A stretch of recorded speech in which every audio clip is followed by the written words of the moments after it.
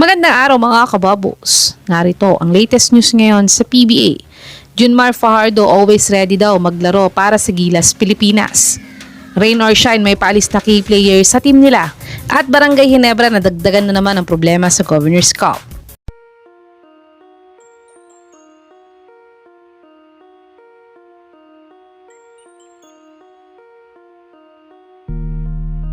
Si Junmar Fajardo nga ay ang 9-time season MVP sa PBA at siya na lang ang natitirang original player na tumapos ng Curse of Korea noong 2013 at kasama sa 2014 World Cup na naglalaro pa din para sa Gilas, Pilipinas hanggang ngayon. At fast forward nga tayo sa present, ay sa third window nga ay sa 2 overtime loss nila sa New Zealand ay 0 points siya dahil 8 minutes lang ang nilaro niya buong game. Pero sa Australia game nga, isa siya sa mga leading scorers nila na may 8 points at 8 rebounds sa kanilang talo. Pero kahit ganun nga ay madami pa ding nang babash kay Abay sa larong ito. Ngunit ayon naman kay Krakay na hindi daw siya magsasawang maglaro para sa Gilas, Pilipinas dahil isa daw karangalan na makapaglaro ka sa national team kaya't madami daw ang gustong maglaro para dito. Kayo mga kababos, dapat na bang magretiro si Idol JMF sa Gilas o wag na lang niyang pansinin ng mga bashers niya? I-comment nyo na po yan sa baba. Dumako naman tayo sa balitang may paalis na daw na key player ang Rain or Shine. Ang Rain or Shine team nga isa sa mga independent teams ngayon sa PBA.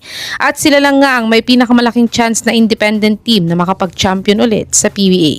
Dahil sila din ang huling independent team na nag-champion sa PBA. Pero ngayong off-season nga ay nagkaroon ng problema ang Rain or Shine sa pagpapapirma sa dalawa nilang key players. Ang una nga ay si Gian Mamuyak na rising star nila at ang team captain pa nila. Dahil nga may offer daw ito sa overseas. Kaya't ngayon nga ay may ongoing pa din ang extension contract talks para sa kanya ng Rain or Shine management ayon mismo kay Coach Yang Giao. At ang isa naman ay itong si Andre Karakot na nasa may peak na ng career niya sa PBA dahil 30 years old na din siya. Kaya't last season pa nga siya gustong i-trade ng Rain or Shine ayon kay Sir Snow Badua.